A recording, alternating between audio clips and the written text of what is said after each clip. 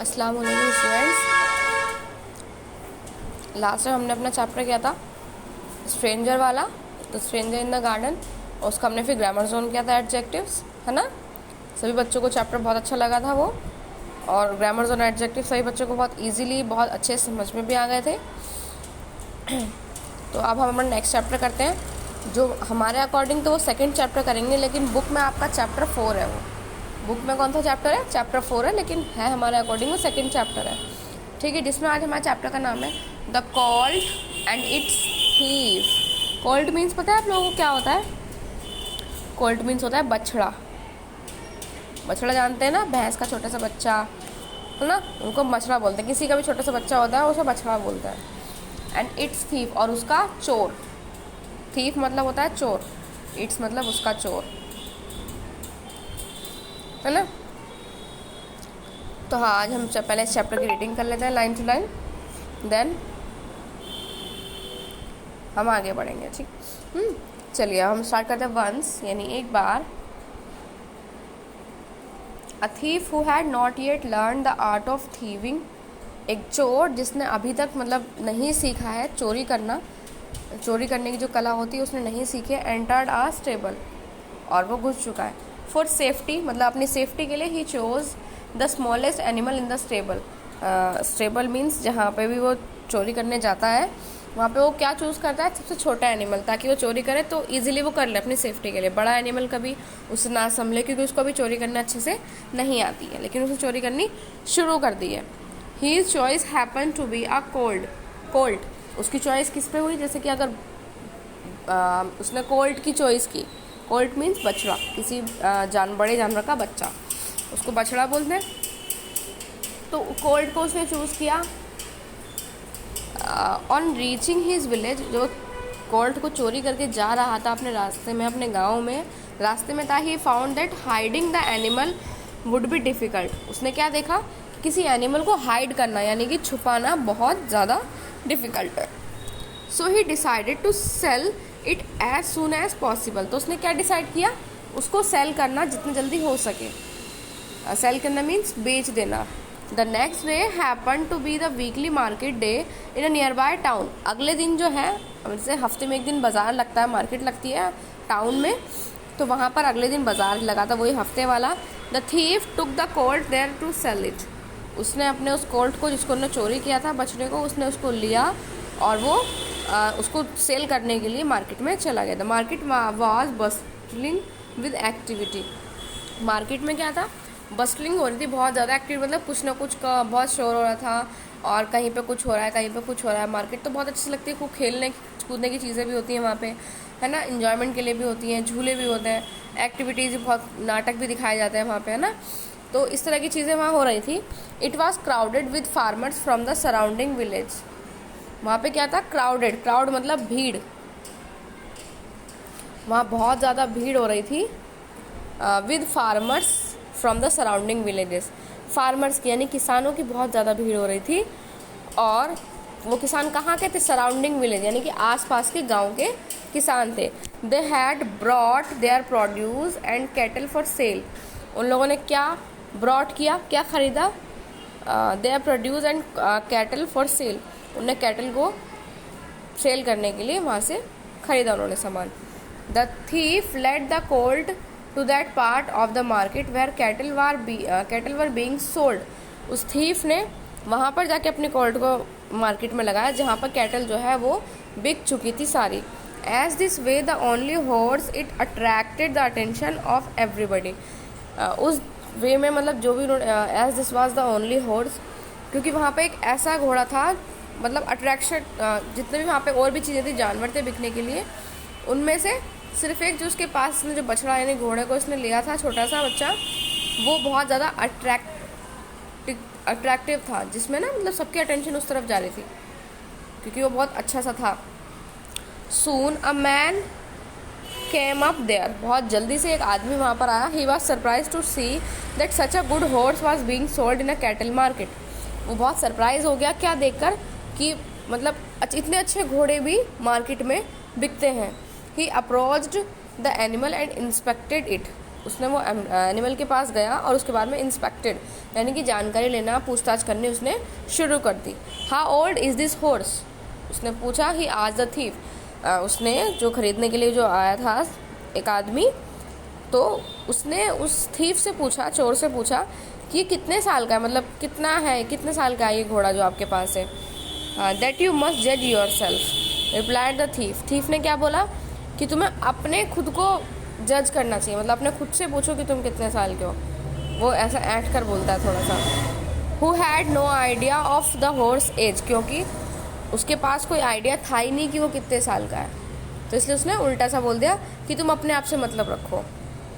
The customer was surprise at the horse dealers ignorance, customer जो था, जो आया था वो आदमी, वो सरप्राइज हो गया किस चीज़ को लेकर कि जो थीफ था, मतलब था तो वो ऑनर ना उस टाइम, बेशक किसी को क्या पता कि वो चोरी करके लाया या नहीं, है ना।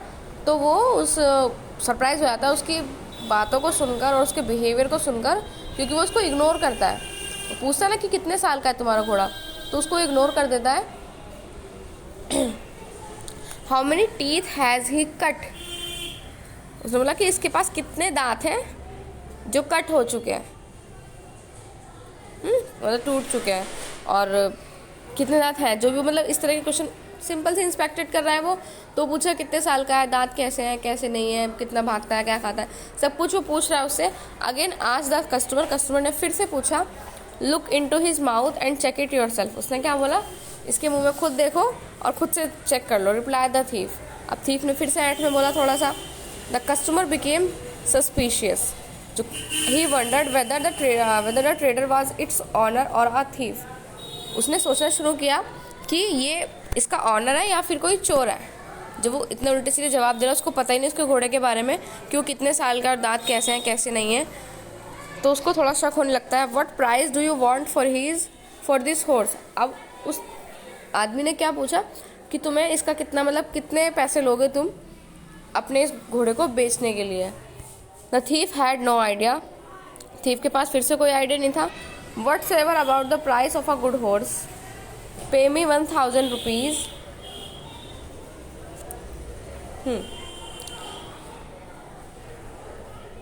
The thief had no idea whatsoever about the price of a good horse, मतलब इसका जो भी अच्छा प्राइस होगा तुम मुझे वो दे दो। फिर बोलता है pay me 1000 rupees and take it away said the thief. अब थीफ ने क्या बोला, एक काम करो, तुम 1000 रुपये मुझे दे दो और इसको तुम ले जाओ। The customer at once understood that the thief knew neither about the breed nor about the value of the horse, customer को समझ में आ गया कि चोर जो है उसको बिल्कुल अंदाज़ा नहीं है, ना तो उसकी ब्रीड के बारे में और ना ही उसकी वैल्यू के बारे में, हॉर्स की वैल्यू के बारे में, कि वो मतलब कितने का बिक सकता है, कैसा है कैसा नहीं। तो उसको अंदाज़ा हो गया कि ये वाकई चोर है। 1000 rupees is too much, will you bring down the price. Bargain the customer, customer ने बार्गेनिंग करना शुरू कर दिया, मोल भाव करना कि 1000 रुपीज़ बहुत ज़्यादा है, क्या तुम थोड़े कम कर लोगे पैसे। The thief did not want to keep the horse for fear of being caught, जो चोर था वो बिल्कुल नहीं चाहता था उसको, घोड़े को अपने साथ और रखना जो उसने उसको चुराया था। So he brought down the price to 500 rupees, इसलिए उसने अपने पैसे को कम कर दिया 1000 से 500 रुपये तक। The customer was now convinced that the horse was stolen, would you please ride the animal so that I may जज its speed, he asked the thief. अब वो जो कस्टमर था उसने क्या बोला, ठीक है मैं ले लूँगा, लेकिन क्या आप एक राइड मुझे दिखाना चाहेंगे इस हॉर्स की, ताकि मैं इसकी स्पीड के बारे में पता लगा सकूं, जज कर सकूं कि इसकी स्पीड कितनी है। The thief did not know how to ride it, चोर को पता ही नहीं था कि उसको कैसे राइड करते हैं, कैसे चलाते हैं, उसके ऊपर कैसे सवारी करते हैं। He was now very much disgusted with the manner in which the horse trading was going on, उसको बिल्कुल पसंद नहीं आया, ना ही उस कस्टमर को और ना ही उस थीफ को, क्योंकि उस थीफ को उस हॉर्स के बारे में कुछ नहीं पता था, क्योंकि वो चोरी करके लाया था। और जो कस्टमर था उसको पहले ही शक हो था, क्योंकि जो क्वेश्चन पूछ रहा है थीफ को कुछ पता ही नहीं है हॉर्स के बारे में। पैसे कोई 1000 रुपये में हॉर्स दे देता है, और उसने कम करने के लिए बोला तो उसने चुपचाप से कम भी कर लिया, तो उसको इस चीज़ पे शक होना शुरू हो जाता है। The thief did not know how to ride, चोर को ये सब पता ही नहीं था कि उसको कैसे राइड करते हैं, कैसे चलाते हैं। He was not very much disgusted with the manner in which the horse trading was going on, यानी कि जो हॉर्स की जो लेन देन था, ट्रेडिंग जो था, बेचना या खरीदना, उन दोनों के जो बीच में डिस्कशन चल रहा था, कन्वर्सेशन चल रही थी उस चीज़ पर, तो वो बहुत ज़्यादा डिस्कस्टेड हो रहा था उनके लिए। मतलब ना तो कोई समझ में आ रहा थीफ को, क्योंकि उसको कुछ पता ही नहीं है, और जो कस्टमर है उसका भी दिमाग ख़राब हो रहा है कि जो वो क्वेश्चन पूछ रहा है वो उसको बताए ना ठीक से। अब थीफ क्या बोलता है, you your self can ride the horse and जज इट्स स्पीड। बोला तुम खुद से इस घोड़े को राइड करो, यानी कि इसकी सवारी करो, खुद से इसकी स्पीड को जज करो। सेट द अनॉयड थीफ, बदतमीज सा, मतलब अनोइंग का मीनिंग होता है जो तमीज़ से नहीं बात करते हैं, बदतमीज से जो बात करते हैं। आफ्टर ऑल, इन सब के बाद, you are buying the horse, मतलब तुम हॉर्स खरीद रहे हो। You should first satisfy yourself before paying the price of the horse. कि तुम्हें सबसे पहले तुम्हें खुद से सेटिस्फाई, अपने आप को सेटिस्फाई करना चाहिए घोड़े को खरीदने से पहले। The customer got on the horse and rode away as fast as he could. Customer जो था वो हॉर्स उसने लिया और रोड मतलब राइड की सेकेंड फॉर्म, उसको राइड किया फास्ट एज ही कुड, जितना तेज़ वो चला सकता था उतना तेज़ उसने चलाया। While riding away he shouted, मतलब जब वो चला रहा था, राइड कर रहा था हॉर्स की, तो वो शाउटेड, चिल्लाया, don't think that I am a thief. बोलता है वो कि बिल्कुल मत सोचो कि मैं थीफ हूँ, I am just coming back, मैं वापस आ रहा हूँ। The thief waited in vain for his return.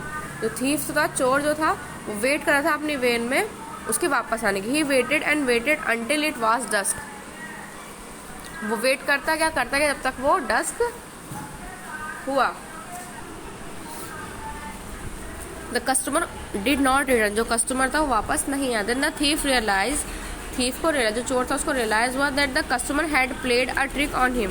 उसको रियलाइज हुआ कि जो कस्टमर था, उस कस्टमर ने उस पर एक ट्रिक आजमाई है, मतलब उसके ऊपर उसने, मतलब ट्रिक मीन्स तेज बना दिखाया है उसके साथ में, और घोड़ा लेके चला गया। He left the market sad and duped. उसने मार्केट से वो निकल गया, और कैसे सैड एंड ड्यूब्ड, बहुत उदास, और उसके अपनी उदासी को लेकर वो आगे बढ़ा। On the way a shopkeeper who had noticed him leading the horse to the market. रास्ते में एक शॉपकीपर उसे दिखा, मतलब शॉपकीपर ने जो उसको नोटिस कर रहा था जब वो उसको लीड कर रहा था, मतलब घोड़े को बेच रहा था, तब उसने उसको नोटिस किया था। उसने उससे पूछा, चोर से, what price did your horse fetch. उसने बोला कि तुम्हारे घोड़े का क्या प्राइस था, तुमने मतलब कितने प्राइस में उसको बेच दिया। You must have got a Fortune for such a lovely Colt. कि तुम्हें एक अच्छा खासा प्राइस मिलना चाहिए जितना अच्छा तुम्हारा वो कोल्ट था, घोड़ा जो था, है ना।